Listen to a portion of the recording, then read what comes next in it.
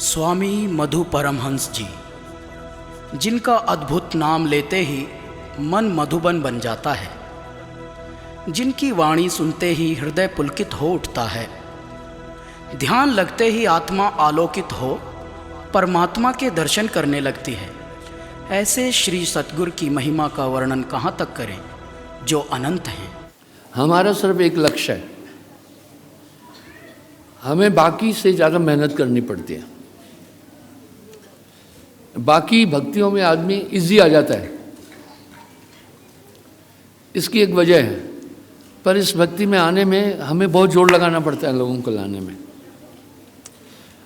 और लोगों को मुझ तक लाने का काम अधिकतर आप कर रहे हैं।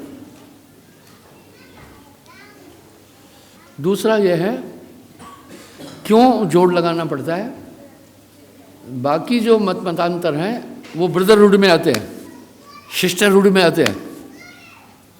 उदाहरण के लिए शिवजी महाराज की भक्ति करने वाले को कोई एलर्जी नहीं है ब्रह्मा के नियमों का पालन करना, विष्णु जी की भक्ति करना, गणपति जी की भक्ति करना, राम जी की भक्ति करना, क्योंकि अवतारों में आते, इसलिए वो ब्रदरहुड में है, आपस में वो मेल जोल कर लेते हैं।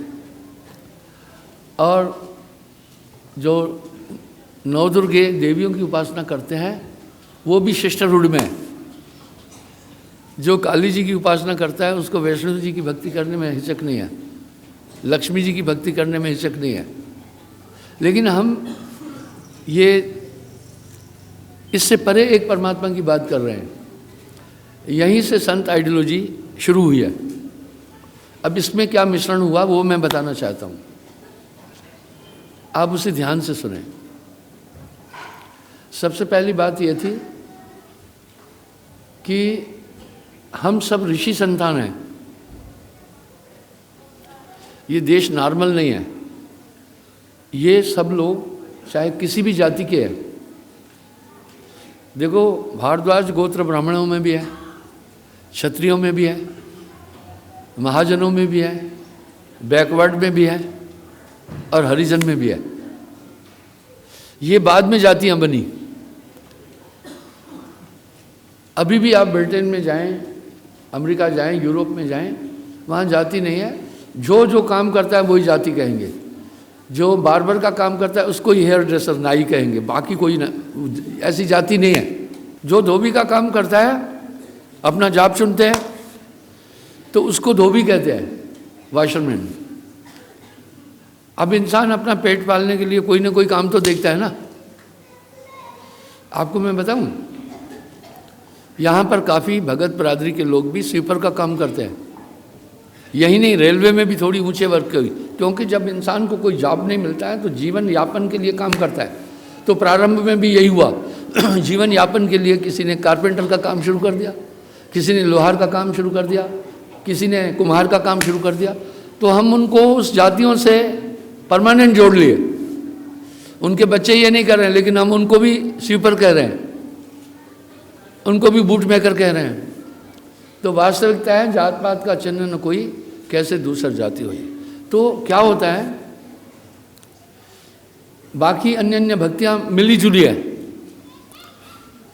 मैं वहाँ गुजरात में वेद मंदिर में जाता हूँ, तो वहाँ पर मैं देखता हूँ विष्णु जी की भी मूर्ति है, शिव जी की भी मूर्ति है, गणेश जी की है, देवी जी की है, यहाँ तक के महात्मा बुद्ध की भी है। अब एक सवाल उठा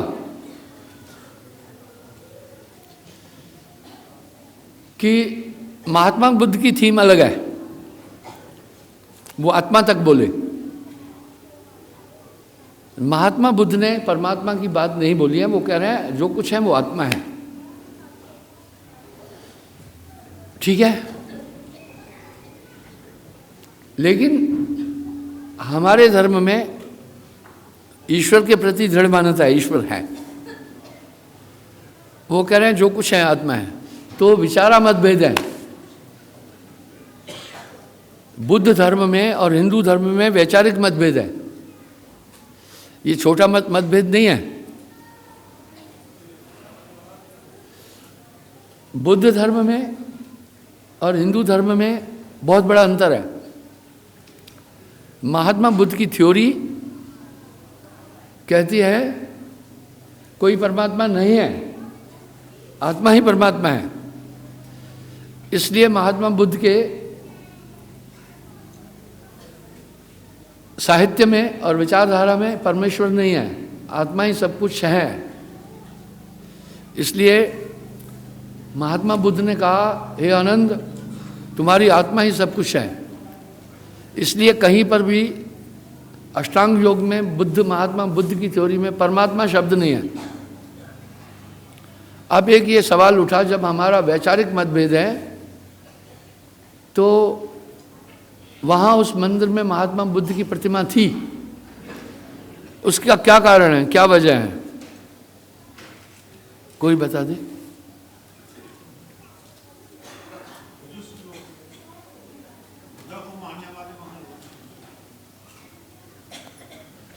डोगरा साहब, मैं मामूली सवाल नहीं पूछता हूँ।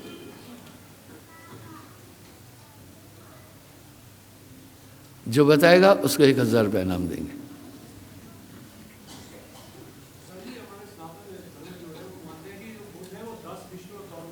वेरी गुड, लॉजिक बात यही है, क्योंकि 10 अवतारों में मीन अवतार, वराह अवतार, कश्यप अवतार, नरसिंह अवतार, वामन अवतार, रामा अवतार, वासुदेव कृष्ण अवतार अपना, और 9वां बुद्धा। अब यहाँ कंट्राडिक्शन है। क्या कंट्राडिक्शन है डॉक्टर साहब? यहाँ मतभेद है। क्या मतभेद है? मतभेद यह है कि हम एक परमात्मा को मान रहे हैं इस धर्म में, वासुदेव कृष्ण को भी मान रहे हैं, राम जी को भी मान रहे हैं, पर उन्होंने एक परमात्मा की बात बोली है, पर महात्मा बुद्ध ने परमात्मा की बात नहीं बोली है। कंट्राडिक्शन नहीं है? आप नाना पंथों को देखो, संत आइडियोलॉजी दब गई है। जब संत आए, संत कहां से आए? साहब ने ये शिक्षा दी तो तहलका मच गया, पूरे कर्मकांडी खरदर्शन हिल गए, क्योंकि उनके जीवन पर, उनकी इनकम पर असर पड़ने लगा। संतत्व की धारा ने संतत्व की धारा 3 बिंदुओं पर है, और यही 3 बिंदु कबीर साहब ने दिए दुनिया को। प्रथम संत सदगुरु कबीर साहब कहलाते हैं।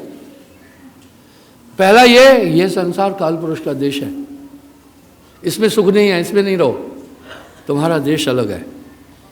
हंसा तू तो अमर लोक का पड़ा काल बसाई, चल हंसा सतलोक छोड़ो ये संसारा। पहला ये बात बोली। इसलिए जितनी अनन्य भक्तियां हैं उसको काल की भक्ति कहा, खंडित कर दिया, उसको मना कर दिया। आप सोचे ना, तो कितनों को दिक्कत हो जाएगी। अब कबीर साहब क्या कर रहे हैं? जोगी जंगम सेवड़ा कर्मकांडी सन्यासी दरवेश खट दर्शन सभी काल के रेश। ये सब निरंजन तक बोल रहे हैं, आगे नहीं बोल रहे हैं।